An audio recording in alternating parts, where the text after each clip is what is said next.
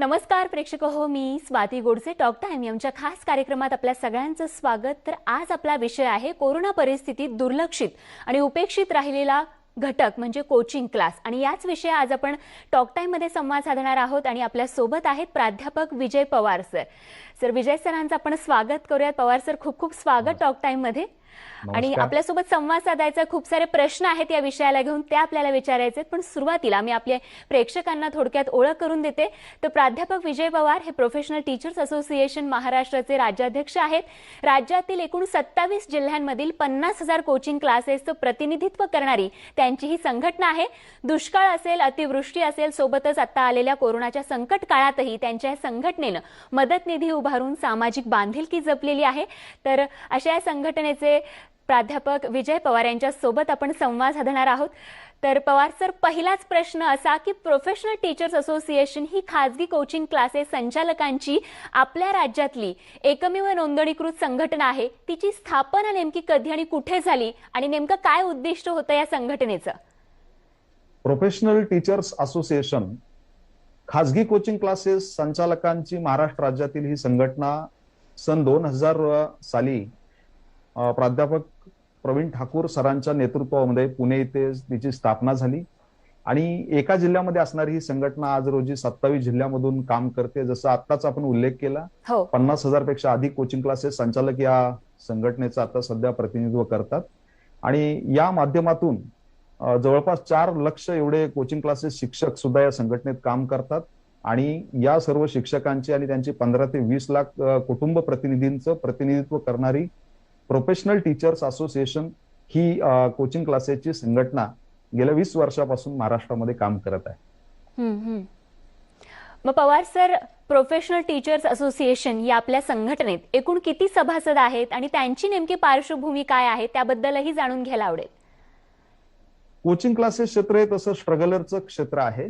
मी जसं सांगितलं की 50,000 पेक्षा जास्त कोचिंग क्लासेस संचालक आणि 4 लाख पेक्षा जास्त कोचिंग क्लासेस शिक्षक या महाराष्ट्र राज्याच्या शिखर संघटनेमध्ये सध्या जोडलेले आहेत. मागील 20-21 वर्षापासून कामही करत आहेत. आणि जर आपण उद्दिष्ट जसे विचारले संघटनेचे की कोचिंग क्लासेस क्षेत्रातील जे काही शिक्षक आहेत या शिक्षकांचं हित जोपासण्यासाठी, दुसरं म्हणजे कोचिंग क्लासेसला रेग्युलेट करण्यासाठी असं एखादं संघटन असावं हा विचार समोर आला. आणि या विचारातूनच या संघटनेची त्या ठिकाणी स्थापना झाली. कोचिंग क्लासेस क्षेत्राचं भारतात प्रस्थ नेमकं का वाढतंय आणि त्यातून मग पालकांची आर्थिक लूट होते असा सूर कुठेतरी आवळला जातोय, याबद्दल काय सांगाल? मला इथे एक थोडंसं युनिव्हर्सल ट्रूथ मांडायला आवडेल. जनरली आपण जर पाहिलं तर opportunities inversely proportional to population हा एक रूल आहे. आणि याच नियमानुसार भारताचं पॉप्युलेशन खूप जास्त आहे. त्यामुळे अपॉर्च्युनिटी ज्या नोकरीच्या असतील, व्यवसायातल्या असतील, हे अत्यंत कमी आहेत. आणि म्हणून भारतातल्या शिक्षणामध्ये प्रचंड स्पर्धा आहे. आणि या स्पर्धेच्या माध्यमातूनच पालकांनी त्या ठिकाणी कोचिंग क्लासेस एक पूरक व्यवस्था म्हणून पालकांनी जन्माला घातलेली आहे. त्यामुळे कोचिंग क्लासेसचं प्रस्थ वगैरे असं त्या ठिकाणी आज जरी बोललं जात असेल तर या स्पर्धेमध्ये स्पर्धात्मक जगामध्ये जर टिकायचं असेल तर सध्याच्या आपल्या शासकीय ज्या काही शैक्षणिक यंत्रणा आहेत, तसं आता आपण विचारलं की यामध्ये नेमका कोणता घटक काम करतोय. आपण जर सर्वंकष यावरती नजर टाकली तर कुठल्याही मोठ्या एखाद्या पॉलिटिकल बॅकग्राऊंडचा किंवा मोठ्या एखाद्या इंडस्ट्रीयल बॅकग्राऊंडचा युवक या क्षेत्रामध्ये येत नाही. हे स्ट्रगलरचं क्षेत्र आहे. म्हणून शेतकऱ्यांची, शेतमजुरांची, क्लास 3, क्लास 4 नोकर वर्गातली आणि छोट्या व्यावसायिकांची जी मुलं आहेत, ज्यांच्याकडे प्रचंड गुणवत्ता असून सुद्धा शासन व्यवस्थेमध्ये त्यांना कुठं नोकरी मिळाली नाही किंवा आर्थिक पाठबळ नसल्यामुळे कुठं व्यवसाय उभा करू शकले नाही, अशी एक युवा पिढी या क्षेत्रामध्ये येऊन प्रचंड स्ट्रगल करून त्यांनी त्यांचं क्षेत्र उभा केलेलं आहे. आणि यामध्ये पालकांना ज्यावेळी गुणवत्ता मिळते त्याच वेळी त्या ठिकाणी पालक कोचिंग क्लासेसची फीस भरत असतात. त्यामुळं लूट वगैरे असे शब्द मला असं कृपया विनंती करावीशी वाटते की हे शब्द या क्षेत्राला योग्य नाही. मग पवार सर, गेल्या 14 महिन्यांचा जर आपण विचार केला तर कोरोना संकट काळात 14 महिन्यांपासून कोचिंग क्लासेस बंद आहेत. अशा परिस्थितीत आपल्या संघटनेच्या सभासदांवरती याचा नेमका कसा परिणाम झाला?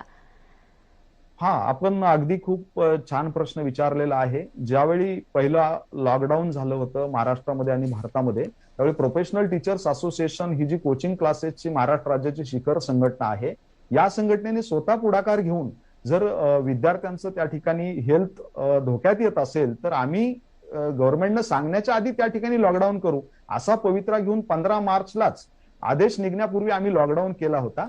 परंतु आज आपण जर पाहिलं तर कोचिंग क्लासेस हा व्यवसाय आहे. बरेच त्या ठिकाणी लोक त्याला त्या ठिकाणी शिक्षण क्षेत्राशी जोडतात. परंतु मी थोडासा हा गैरसमज दूर करेल, कारण शासनाने याचं रजिस्ट्रेशन जीएसटीच्या अंडरमध्ये केलेलं आहे आणि व्यवसायासाठी जे काही नियम आहेत ते सगळे कोचिंग क्लासेस क्षेत्रासाठी त्या ठिकाणी लावलेले आहेत. या क्षेत्रामध्ये काही लोक जरी 10-20 वर्षापासून काम करत असतील तरी अनेक होतकरू युवक मागील 1-2 वर्षामध्ये 4 वर्षामध्ये यामध्ये आलेले आहेत. बऱ्याचशा त्या ठिकाणी महिला, प्रामुख्याने विधवा महिला वगैरे ज्या आहेत, याही एक गरज म्हणून कुटुंब चालवण्यासाठी या क्षेत्रामध्ये आलेल्या आहेत. आणि हे एकमेव क्षेत्र असं आहे भारतामधलं की फक्त गेल्या 14 महिन्यापासून कोचिंग क्लासेस एवढंच क्षेत्र सरकारनं उघडलेलं नाही. असा एकही व्यवसाय नाही की सरकारने त्याच्यावरती इतके दिवस टाच आणलेली आहे. त्यामुळे आपण खूप छान प्रश्न विचारलेला आहे. या 14 महिन्याच्या लॉकडाऊनमुळे अनेक आमच्या व्यावसायिकांचे जे काही हॉल भाड्याने घेतलेले त्यांचे भाडे थकलेले आहेत. अनेक शिक्षक ज्या ठिकाणी नोकरीला असतात प्रायव्हेटमध्ये त्यांचे पगार थकलेले आहेत. मेंटेनन्सचा जो काही खर्च असतो तोही आता त्यांना पेलवत नाहीये. बँकेचे हप्ते त्या ठिकाणी या कोचिंग क्लासेसचं सिस्टम उभा करण्यासाठी त्यांनी जे लोन घेतलेलं आहे हे हप्ते सुद्धा डोईजेड त्यांना झालेले आहेत. लाईट बिल असेल किंवा त्या ठिकाणी लोकल टॅक्सेस म्युन्सिपलचे वगैरे असतील तर हे आता सगळं भरणं कोचिंग क्लासेस संचालकांना केवळ आणि केवळ अशक्य झालेलं आहे. त्यामुळे एकमेव व्यवसाय बंद आहे आणि या क्षेत्राकडे त्या ठिकाणी सिस्टमचं लक्ष नाहीये. तर आपल्या माध्यमातून मी हे लक्ष वेधू इच्छितो आणि या प्रॉब्लेम मध्ये असणाऱ्या सर्व कोचिंग क्लासेस क्षेत्रातील आणि होतकरू तरुणांना सरकारनं मदतीचा हात द्यावा अशी मी विनंती करतो. तर कोरोना काळात कोचिंग क्लासेसवरती ओढावलेली परिस्थिती याविषयी आपण प्राध्यापक पवार सर यांच्याशी संवाद साधत आहोत. हा संवाद असा सुरू राहील. एक छोटासा ब्रेक घेऊयात. बघत रहा टॉक टाइम. ब्रेकनंतर टॉक टाइम आमच्या खास कार्यक्रमात आपल्या सगळ्यांचं स्वागत. प्राध्यापक विजय पवार यांच्यासोबत आपण कोरोना काळात कोचिंग क्लासेसवरती जी परिस्थिती ओढावली आहे या संदर्भात संवाद साधत आहोत. पुन्हा एकदा संवादाला सुरुवात करूयात. पवार सर, जशी की तुम्ही अपेक्षा व्यक्त केलेली आहे की मदतीचा हात देण्याची तुम्ही अपेक्षा व्यक्त केलेली आहे, याच संदर्भातला हा प्रश्न की गेल्या अनेक दिवसांपासून आपण पाहतो की कोचिंग इंडस्ट्रीमधील अनेक घटक जे आहेत त्यांच्यावरती उपासमारीची वेळ आलेली आहे. अशा परिस्थितीत खरं तर इतक्या महत्वाच्या संघटनेचे राज्याध्यक्ष या नात्यानं तुमची सरकारकडे नेमकी आता काय मागणी असेल? अगदी बरोबर आहे. प्रत्येक नागरिक हा सरकारकडे खूप अपेक्षेने बघत असतो. तसंच 50,000 संचालक आणि 4 लाखपेक्षा जास्त शिक्षकांचं नेतृत्व करत असताना मला सुद्धा सरकारकडून माझ्या संघटनेला खूप अपेक्षा आहेत. मी अपेक्षा व्यक्त करण्यापूर्वी आमच्या ज्या लायबिलिटीज होत्या त्या आम्ही मागे काय केलेल्या आहेत हे आपणास सांगू इच्छितो.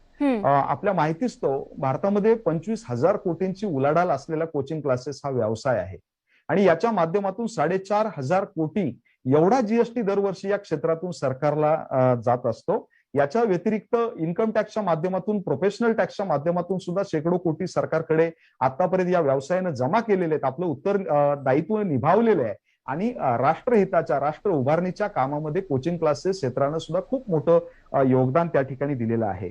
म्हणून मला असं वाटतं की या देशाचं नागरिक म्हणून जर आम्ही आमचं कर्तव्य पार केलंय तर आता सरकारनं त्या ठिकाणी आमचे जे काही छोटे अधिकार आहेत हे अधिकार सुद्धा मान्य करावे अशी मायबाप सरकारला आपल्या माध्यमातून मी विनंती करतो.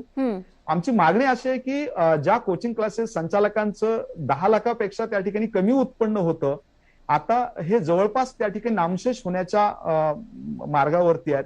म्हणून अशा सर्व संचालक आणि शिक्षकांना त्या ठिकाणी 10,000 रुपये प्रतिमाह एवढं सानुग्रह अनुदान सरकारकडे आम्ही मागणी याची करत आहोत. दुसरं महत्वाचं म्हणजे स्टँडअपच्या माध्यमातून असेल, स्टार्टअपच्या माध्यमातून असेल, वेगवेगळ्या योजनांचा लाभ कोचिंग क्लासेस क्षेत्राला सुद्धा सरकारनं द्यावा आणि परत या क्षेत्राला उभा करण्यासाठी हातभार लावावा ही आमची सरकार दरबारी त्या ठिकाणी आपल्या माध्यमातून मागणी आहे. कोचिंग क्लासेसचे लघु उद्योग एमएससीबीच्या अंडरमध्ये कोचिंग क्लासेसची नोंदणी करावी आणि आता गेल्या 14 महिन्यापासून त्या ठिकाणी अडचणीत आलेला हा जो व्यवसाय आहे याला त्या ठिकाणी बिझनेस बुस्टर लोनची सुद्धा सुविधा सरकारनं उपलब्ध करून द्यावी ही एक आम्ही या ठिकाणी मागणी करत आहोत.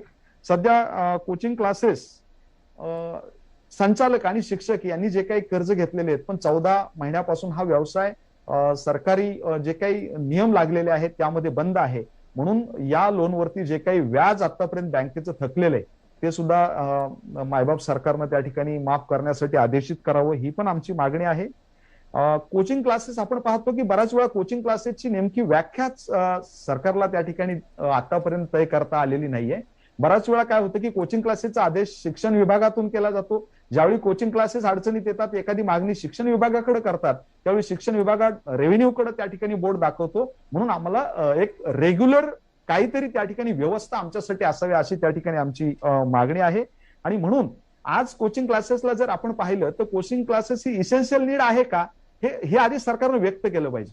कारण आपण जर पाहिलं, मी मगाशीच सांगितलं की आम्ही पूरक उद्योगात येतो, पण शिक्षण प्रवाहामध्ये मुख्य दोन प्रवाह आहेत. एक आहे मुख्य प्रवाह, ज्याला आपण अकॅडमिक प्रवाह असं म्हणू, आणि दुसरा आहे स्पर्धात्मक प्रवाह.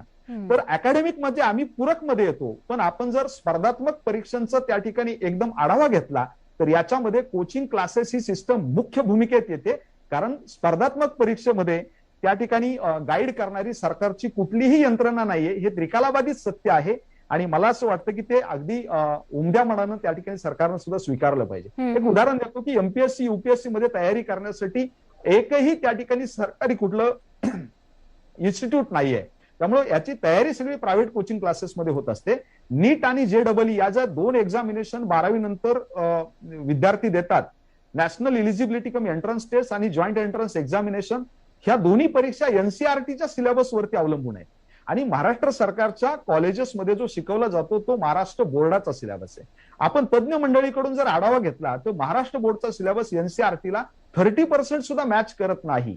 याचाच अर्थ असा की प्रमुख ज्या दोन एक्झाम आहेत, ज्याच्यासाठी सायन्सला जाणारा अख्खा स्ट्रीम त्या ठिकाणी तयारी करत असतो, या परीक्षेचं फक्त आणि फक्त कोचिंग क्लासेसमध्येच प्रिपरेशन होतं. कुणी मानायचं कुणी नाही मानायचं हा वेगळा विषय, पण ग्राउंड रियालिटी मी तुम्हाला त्या ठिकाणी सांगतोय. आणि म्हणून सर्वसामान्य शेतकऱ्याच्या, सर्वसामान्य शेतमजुराच्या मुलाला सुद्धा या ठिकाणी कोचिंगची ही फीस भरावी लागते. त्याचबरोबर शासनाने या व्यवसायाला त्या ठिकाणी लक्झरियस नियम लावल्यामुळे 18% GST त्या ठिकाणी लावलेला आहे. हा टॅक्स सुद्धा त्या ठिकाणी या पालकांना भरावा लागतो. तो माझी सरकारकडे विनंती आणि अपेक्षा सुद्धा आहे की सध्याच्या वातावरणामध्ये की हे जे कोचिंग क्लासेस आहेत हे इसेन्शियल नीड म्हणून आपण तो GST जो 18% वरून 5% करावा, अशी त्या ठिकाणी सरकारकडे आमची एक अपेक्षा आहे. दुसरी एक महत्वाची आमची मागणी अशी आहे की कोचिंग क्लासेस ही ऍक्टिव्हिटी रेग्युलेट करण्यासाठी चेंबर ऑफ कोचिंग किंवा त्या ठिकाणी क्लासेस रेग्युलेटरी कमिटी अशा प्रकारची एखादी कमिटी सरकारनं गठीत करावी, ज्यामध्ये कोचिंग क्लासेसच्या ज्या काही प्रमुख आमच्या संघटना आहे, 27 जिल्ह्याचं प्रतिनिधित्व करणारी PTA असेल, मुंबईचं प्रतिनिधित्व करणारी MCOA असेल, किंवा त्या ठिकाणी आणखी एक खूप चांगलं काम असणारं CCPA असेल, SCI नागपूर असेल, या प्रमुख आमच्या संघटनांचे ते प्रतिनिधी जे आहेत या रेग्युलेशन कमिटीमध्ये असले पाहिजे. शासनाचे काही प्रतिनिधी असले पाहिजे, लॉयर्स असतील, CA असतील, अशा प्रकारे एखादी समिती गठीत करून रेग्युलेशन कमिटी म्हणून कोचिंग क्लासेसला सगळ्याला रेग्युलेशन करून नियमावली त्या ठिकाणी बनवली पाहिजे. दुसरं म्हणजे शिक्षण ही मूलभूत गरज आहे आणि शिक्षण त्या ठिकाणी कोचिंग क्लासेस मध्ये सुद्धा दिलं जातं, हे वास्तव सुद्धा सरकारनं मान्य केलं पाहिजे. आणि याच अनुषंगानं कोचिंग क्लासेसकडे बघण्याचा दृष्टिकोन सर्वांनी बदलला पाहिजे, एवढीच फक्त सरकार दरबारी आमची अपेक्षा. मग पवार सर, या सगळ्या मागण्या तुमच्या पूर्ण होण्यासाठी मग तुम्ही सरकार दरबारी नेमका काय पाठपुरावा केलाय? हा खूप चांगला प्रश्न आहे. आम्ही मागील 14 महिन्यापासून ज्यावेळी कोचिंग क्लासेस बंद होते आणि त्यानंतर अनलॉक झालं होतं, महाराष्ट्रातले सगळे व्यवसाय अनलॉक होत होते, परंतु त्या दरम्यान कोचिंग क्लासेस फक्त लॉक केलेलं होतं. आणि त्याची जी तुलना होती ती शाळा बंद तर कोचिंग क्लासेस बंद अशी तुलना होती. पण शाळेमध्ये त्या ठिकाणी हे सगळी शैक्षणिक व्यवस्था आहे, कोचिंग क्लासेसला एकीकडे त्या ठिकाणी व्यावसायिक व्यवस्था म्हणून आपण टॅक्स लावलेला आहे. त्यामुळे कोचिंग क्लासेसचे रेग्युलर एक्सपेंडिचर कमी होत नाहीत. म्हणून त्या ठिकाणी कोचिंग क्लासेस खरं तर लवकर चालू करायला पाहिजे होते, नियम व अटी घालून. जे काही त्या ठिकाणी यातले तज्ज्ञ आहेत हेल्थ मधले, त्यांच्या मार्गदर्शनाखाली. परंतु हे न झाल्यामुळे आतापर्यंत माननीय मुख्यमंत्री असतील किंवा या सरकारचे मार्गदर्शक आदरणीय शरद पवार साहेब असतील किंवा मंत्रिमंडळातल्या प्रत्येक सदस्यांना आम्ही वैयक्तिक भेटून त्या ठिकाणी निवेदन दिलेलं आहे. महाराष्ट्रातल्या प्रत्येक कलेक्टर ऑफिसला आम्ही आतापर्यंत कलेक्टरांना 3 वेळा निवेदन दिलेलं आहे की आमच्या व्यवसायाकडे लक्ष द्या म्हणून. आणि आता यानंतर त्या ठिकाणी एवढ्या मागण्या करून जर 14 आणि 15 महिने जर आमची व्यवस्था लॉक होत असेल तर मात्र आम्ही सुद्धा देशाचे नागरिक आहेत आणि आमचा जो त्या ठिकाणी राईट ऑफ एक्झिस्टन्स आहे तो जर कोणी हिरावून घेत असेल तर अर्थात आम्हाला सुद्धा कुठेतरी रस्त्यावरती यावं लागेल. पण आम्ही शिक्षक आहोत, ती आमच्यावर वेळ आणू नका अशी आमची सरकारला विनंती आहे. तर कोरोना काळात कोचिंग क्लासेसवरती ओढावलेली परिस्थिती याविषयी आपण प्राध्यापक पवार सर यांच्याशी संवाद साधत आहोत. हा संवाद असा सुरू राहील. एक छोटासा ब्रेक घेऊयात. बघत रहा टॉक टाइम. ब्रेकनंतर टॉक टाइम आमच्या खास कार्यक्रमात आपल्या सगळ्यांचं स्वागत. प्राध्यापक विजय पवार यांच्यासोबत आपण कोरोना काळात कोचिंग क्लासेसवरती जी परिस्थिती ओढावली आहे या संदर्भात संवाद साधत आहोत. पुन्हा एकदा संवादाला सुरुवात करूयात. पवार सर, खरं तर कोचिंग क्लासेस म्हटलं तर सामाजिक बांधिलकी जपणं हे आलंच, कारण तुम्ही समाजाशी कनेक्ट असतात आणि त्यामुळे त्या समाजाच्या टचमध्ये असल्यामुळे नेमकी आपल्या संघटनेने आतापर्यंत कोणकोणत्या सामाजिक बांधिलकी जपलेली आहे त्याबद्दल ऐकायला आवडेल. निश्चितच संघटन म्हणजे त्या ठिकाणी सामाजिक दायित्व आलंच आणि प्रोफेशनल टीचर असोसिएशन या संघटनेने आतापर्यंत जिथं जिथं त्या ठिकाणी समाज अडचणीत आला, जिथं जिथं राज्य आणि देश अडचणीत आला तिथं आपला खारीचा वाटा उचलण्याचा आम्ही प्रयत्न केलेला आहे. मागील दुष्काळामध्ये सुद्धा अगदी त्या ठिकाणी मराठवाड्यातल्या सर्व दुष्काळी भागामध्ये दुष्काळानं होरपळून निघालेले त्या ठिकाणी शेतकरी असतील किंवा त्या ठिकाणी आत्महत्याग्रस्त शेतकरी असतील, यांना त्या ठिकाणी शेळीसारखे काही प्राणी वाटून आणि या कुटुंबांना मदत करून पीटीएन आपलं बांधिलकी त्या ठिकाणी जपली होती. यानंतर मागे जे आपण पाहिलं की सांगली, कोल्हापूर या भागामध्ये जो पूर परिस्थिती निर्माण झाली होती, माझ्या संघटनेतील प्रत्येक जिल्ह्यानं तिथं जाऊन त्या ठिकाणी मदत केली होती. तर जवळपास या पूर्ण पूरग्रस्त परिस्थितीमध्ये 2 ते 2.5 कोटी पर्यंतचा मदत निधी उभा करून कोचिंग क्लासेस क्षेत्रानं समाजाला हात देण्याचा प्रयत्न केला होता. आताच नुकतंच कोविडचे जे संकट आहे, या संकटामध्ये माझं क्षेत्र जरी लॉक केलं असेल तरी संघटनेतल्या प्रत्येक सभासदांनी आपली उत्तरदायित्व निभावण्याचा प्रयत्न केलेला आहे. आजपर्यंत मुख्यमंत्री निधी आणि पंतप्रधान निधी याच्यामध्ये सुद्धा अगदी 1,20,00,000पेक्षा जास्त निधी सरकारी या खात्यांमध्ये आमची जबाबदारी म्हणून आम्ही त्या ठिकाणी जमा केलेला आहे. याशिवाय सैनिकांची मुलं असतील, माजी सैनिकांची मुलं असतील, आत्महत्याग्रस्त शेतकऱ्यांची मुलं असतील, या सगळ्या मुलांना सुद्धा फीसमध्ये सवलत देऊन त्या ठिकाणी यांचं एज्युकेशन थांबणार नाही, कॉम्पिटिशन मध्ये मागे राहणार नाहीत, हे सुद्धा सामाजिक बांधिलकी प्रोफेशनल टीचर्स असोसिएशन आणि माझ्या कोचिंग क्लासेस क्षेत्राने जपलेले आहे. आपली संघटना खूप छान काम करते पवार सर. आणखीन एक महत्वाचा प्रश्न याच संदर्भात, तो म्हणजे कोरोनाच्या दुसऱ्या लाटेत आंध्र प्रदेश सारख्या काही राज्यांनी नीट आणि जेईच्या तयारीसाठी कोचिंग क्लासेस आणि कॉलेजेस बंद न ठेवण्याचा निर्णय घेतला आणि त्यामुळे राष्ट्रीय स्तरावरील परीक्षांमध्ये महाराष्ट्राच्या विद्यार्थ्यांचं काय नुकसान होईल असं आपल्याला वाटतं का? आणि मग राष्ट्रीय परीक्षांची तयारी करणाऱ्या विद्यार्थ्यांना आपण नेमका काय सल्ला द्याल? तर यामध्ये मला हे निदर्शनास आणून द्यायचं आहे की जर एका स्तरावरती या भारतातल्या सगळ्याच विद्यार्थ्यांना त्या ठिकाणी परीक्षा द्यायची आहे तर एका राज्याला वेगळा नियम, दुसऱ्या राज्याला वेगळा नियम. त्यामुळं साहजिकच आहे की ज्या राज्यानं जास्तीत जास्त वेळ कोचिंग क्लासेस आणि कॉलेजेसमध्ये या विद्यार्थ्यांना दिलेला आहे, या पुढे येणारी नीटची जी काही 2021ची एक्झाम होणार आहे, जेईची जी एक्झाम होणार आहे, यामध्ये त्या राज्याचा टक्का खूप वाढलेला दिसणार आहे.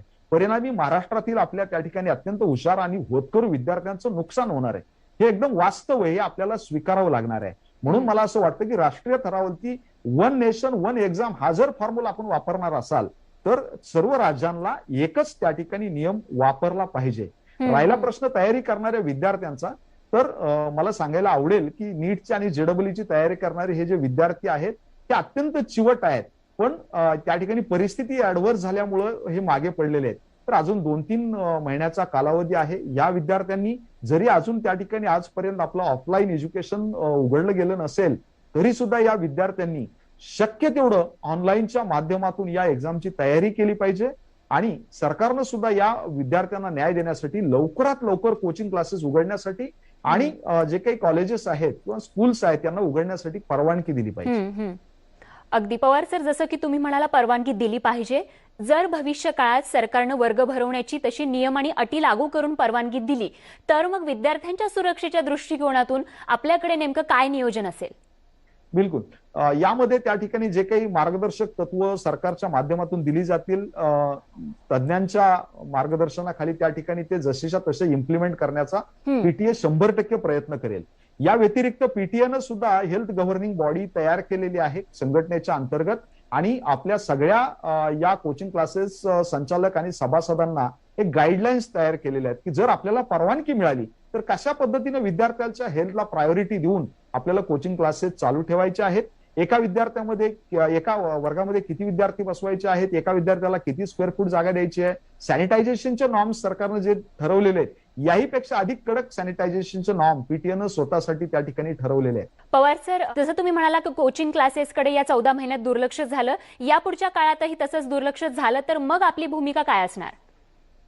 एक व्यक्ती म्हणून आणि एक मानवी प्रवृत्ती म्हणून त्या ठिकाणी पुन्हा पुन्हा जर आपले अधिकार डावलले गेले, आपल्या अधिकारावरती कुणी गदा आणली, टाच आणली, तर निश्चितपणे कुठेतरी उद्रेक होतो.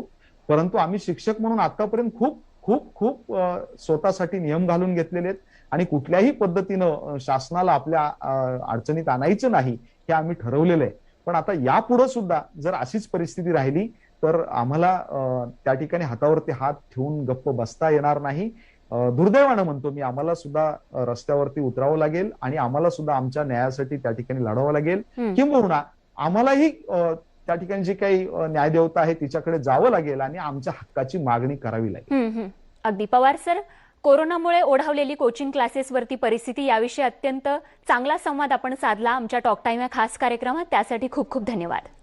धन्यवाद. आपल्या चॅनलचं सुद्धा आणि त्या निमित्त मला जे काही सर्वांना बोलता आलं त्याबद्दल आपले सुद्धा धन्यवाद.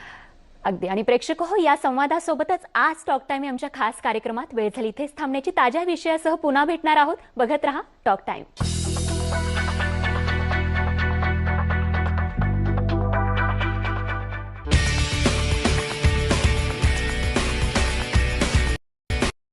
पुन्हा भेटणार आहोत. बघत रहा टॉक टाइम.